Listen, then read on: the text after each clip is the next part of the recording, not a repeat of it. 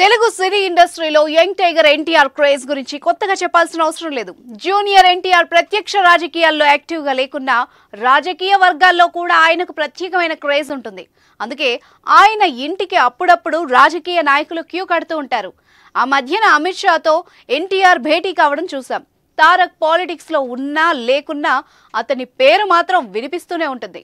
ఆ విధంగా తారక్ పేరు రాజకీయాలతో ముడిపడి ఉంది. గజం కేవలం 23,000 రూపాయలతో 165 గజాల భూమి కేవలం 38 లక్షలు మాత్రమే. అయితే తాజాగా తెలంగాణ మంత్రి పొంగులేటి శ్రీనివాస్ రెడ్డి ఎన్టీఆర్ ఇంటికి వెళ్లారు. అయితే ఇది రాజకీయ భేటీ కాదు.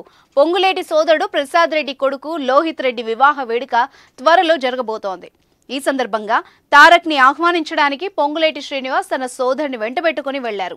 తమ కుమారుడి పెళ్లికి రావాలని ఆహ్వానించారు. ఎన్టీఆర్, లక్ష్మీ ప్రణతి ఇద్దరిని పొంగులేటి ఆహ్వానించడం విశేషం. ఆ దృశ్యాలు ప్రస్తుతం సోషల్ మీడియాలో వైరల్ గా మారాయి.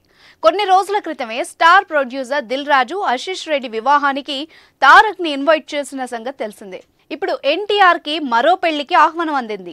యంగ్ టైగర్ ఎన్టీఆర్ ప్రస్తుతం కొరటాల శివ తెరకెక్కిస్తున్న భారీ పాన్ ఇండియా చిత్రం దేవరతో బిజీగా ఉన్నారు.